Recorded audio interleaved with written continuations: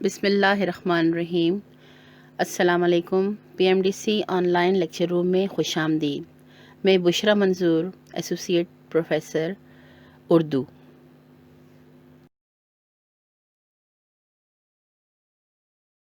اختیاری کا سفر نامہ ہے جس کا عنوان ہے قاہرہ کی قدیم یادگاریں اور قابل سیر مقامات۔ آج اس کے مشقی سوالات ہیں اور ان کے جوابات۔ یہ دوسرا حصہ ہے ہمارے سفر نامے کا، سفر نامہ جو مولانا شبلی نعمانی کا تحریر کردہ ہے۔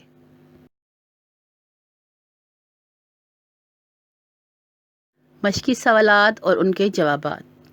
پہلا سوال ہے، مولانا شبلی کی تاریخ پیدائش اور وفات بتائیں۔ جواب جب ہم حل کرتے ہیں تو سبق کا نام اور مصنف کا نام ضرور بالضرور لکھنا ہوتا ہے۔ جواب ہے، مولانا شبلی نعمانی کی تاریخ پیدائش میں کچھ اختلافات پائے جاتے ہیں۔ کچھ مورخین مئی کے مہینے اور کچھ جون کے مہینے پر اصرار کرتے ہیں، مگر زیادہ تر روایات 1 جون 1857 کی معلوم ہوئی ہیں اور تاریخ وفات 18 نومبر 1914 ہے۔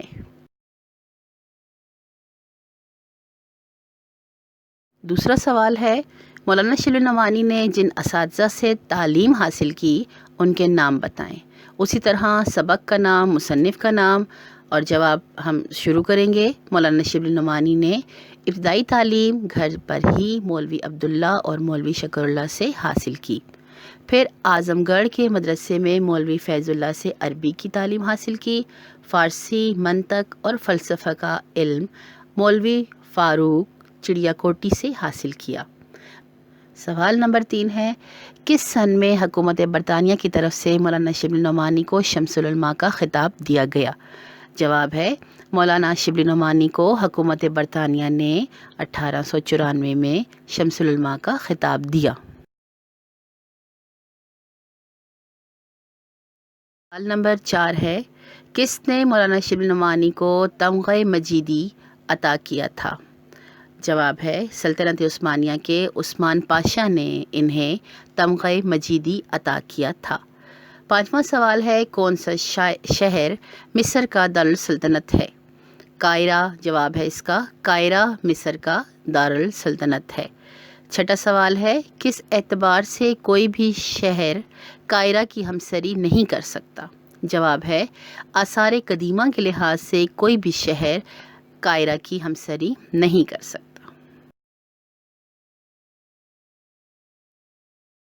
نمبر 7 ہے، بقول مصنف کس شہر کی ایک ایک ٹھیکری قدامت کی تاریخ ہے؟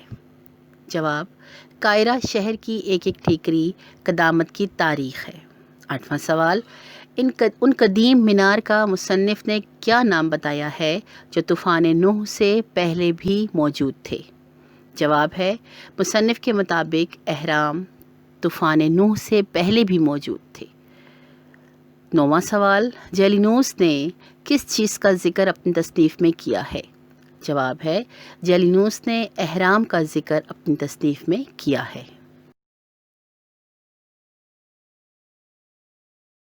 سوال نمبر 10 ہے، اہرام کے قریب جو بت ہے لوگ اس کو کس نام سے پکارتے ہیں؟ جواب ہے، اہرام کے قریب موجود بت کو لوگ ابو الہول کے نام سے پکارتے ہیں۔ 11واں سوال ہے، مولانا شبلی نعمانی نے اپنے سفر نامے میں مصر کے کن مشہور مقامات کا ذکر کیا ہے؟ تو اس کا جواب یوں ہوگا، مصنف نے مصر کی سیاحی کے دوران اہرام، ابو الہول، قلعہ چائے یوسف، سجن یوسف، عجائب گھر، مسجد سلطان حسن اور امام شافعی کے مزار کی زیارات کیں۔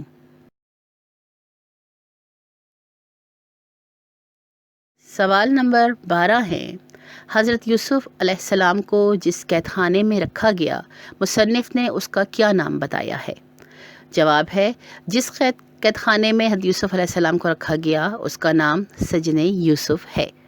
13واں سوال ہے، بقول مصنف عبداللطیف بغدادی نے کس چیز کو دنیا کی عجیب چیز قرار دیا ہے؟ جواب اس کا ہوگا، عبداللطیف بغدادی کے مطابق ابو الہول کا مجسمہ دنیا کی عجیب ترین چیز ہے۔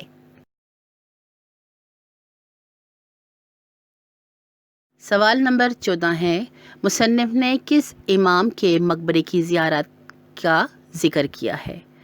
جواب اس کا یوں ہوگا، مولانا صاحب نے امام شافعی کے مقبرے کی زیارت کا ذکر کیا ہے۔ اب باری آتی ہے خالی جگہ پر کی۔ دوسرا سوال ہمارے پاس ہے، خالی جگہ کو مناسب الفاظ سے پر کریں۔ پہلا ہے، احرام وہ مینار ہے جو ڈیش سے پہلے بھی موجود تھے، مطلب طوفان نوح سے پہلے۔ دوسرا ہے، سب سے بڑے احرام کی لمبائی 480 فٹ ہے۔ تیسرا ہے، احرام کے قریب ایک بہت بڑا بت ہے جسے لوگ ابو الہول کہتے ہیں۔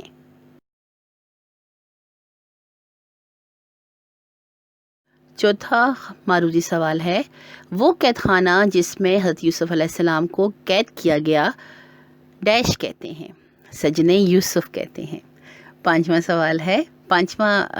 معروضی سوال ہے، اعضاء کی مناسبت کے سے اندازہ لگایا جا سکتا ہے کہ پورا قد 60-70 گز سے کم نہ ہوگا۔ چھٹا اور آخری ہے، مسجد کے قریب وہ عجیب و غریب کنواں ہے جس کو عوام نے چائے یوسف مشہور کر رکھا ہے۔ آپ کی مشق کا سوال نمبر 3 ہے، مصنف نے ابو الہول کے متعلق جو تفصیلات بتائیں انہیں اپنے الفاظ میں لکھیں۔ بالکل، سبق کا نام لکھیں گے، مصنف کا نام لکھیں گے، پھر جواب دیں گے۔ سبق کا نام ہے قاہرہ کی قدیم یادگاریں اور قابل سیر مقامات، مصنف ہیں مولانا شبلی نعمانی۔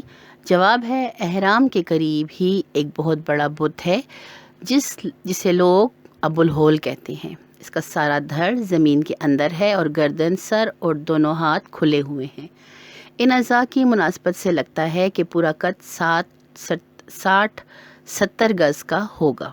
چوتھا سوال ہے، چائے یوسف کے متعلق مصنف نے کیا بتایا ہے؟ اس میں بھی آپ بالکل سبق کا نام، مصنف کا نام لکھیں گی اور پھر جواب یوں آئے گا، یہ ایک عجیب و غریب کنواں ہے۔ اس کی گہرائی کا اندازہ اس بات سے لگایا جا سکتا ہے کہ 300 سیڑھیاں اتر کر بھی کہیں کنویں کی مین تک پہنچ پایا۔ سیڑھیاں بہت ٹیڑھی سی ہیں اور اس قدر تاریک کہ جو کوئی بھی اس کنویں کو دیکھنے جاتا ہے اپنے ساتھ شمع ضرور لے کر جاتا ہے۔ مولانا صاحب کہتے ہیں کہ کنویں کی مین پر پہنچ کر انہوں نے ایک کنکر کنویں میں پھینکا تو بہت دیر سے آواز آئی، اس کا مطلب کنواں بہت گہرا تھا۔ سوال نمبر 5 ہے، مصر کے قدیم لوگ لاشوں کو کس طرح محفوظ کرتے تھے؟ سبق کا نام، مصنف کا نام اور پھر جواب ہے، قدیم مصری لکڑی یا پتھر کو کشتی کی وضع پر تراش کر لاش اس میں رکھ دیتے تھے۔ خالی جگہ کو مسالے سے بھر کر اوپر کی سطح پر مردے کی تصویر بنا دیتے تھے۔ جسم پر ایک خاص قسم کا مسالہ لگاتے تھے جس سے بدن سڑنے سے محفوظ رہتا تھا۔ عزیز طلباء و طالبات، آپ نے بھی اکثر سفر کیے ہوں گے۔ 2 پیراگراف میں اپنے کسی سفر کے تاثرات بیان کیجیے۔ شکریہ۔